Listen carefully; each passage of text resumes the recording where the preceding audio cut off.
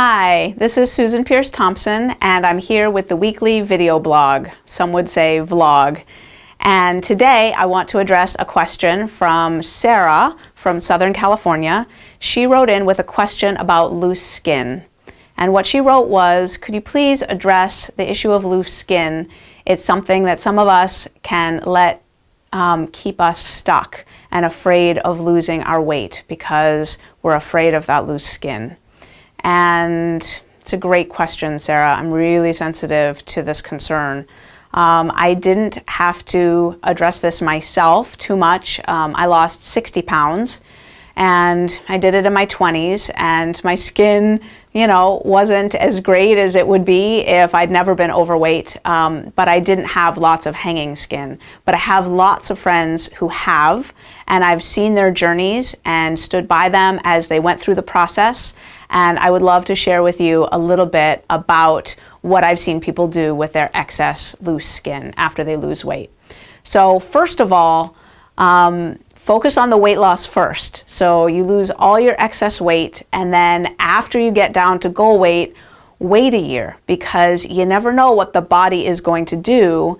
Sometimes it can really absorb pretty well and your skin can turn out to be pretty okay. I have a friend named Joe who lost 125 pounds and hasn't had much issues with loose skin. So you never know. You might think that you're going to have a lot of loose skin, and you might end up not having a lot of loose skin. So that's the first thing. Wait a year. And once a year has passed, and if you're still not happy with the loose skin issue, then at that point you've got basically two options. The first option is surgical.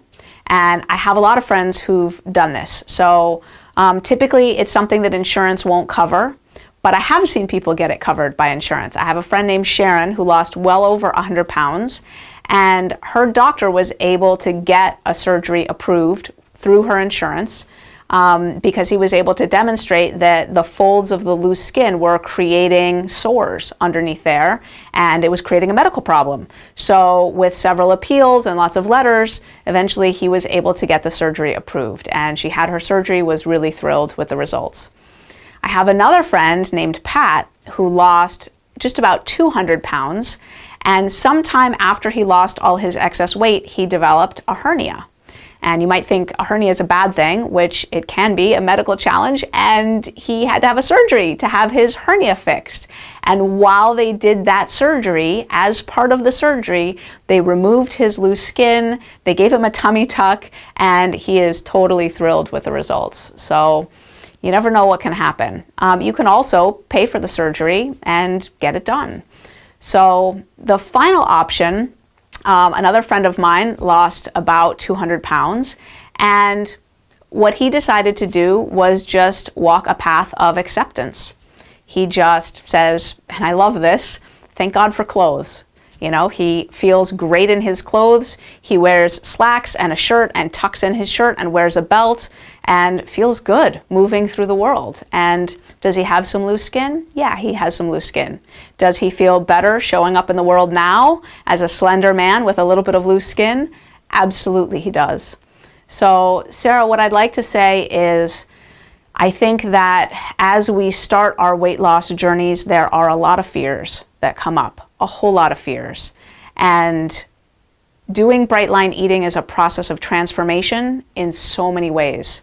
And it's a process fundamentally of letting go of fear and trusting.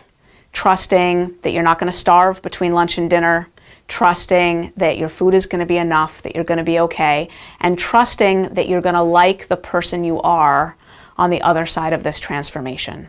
And just think about the difference of showing up in the world before you address your weight challenges and your food challenges, showing up that way, in that body, with that spirit, and think about the difference showing up after your weight loss with that body and that spirit.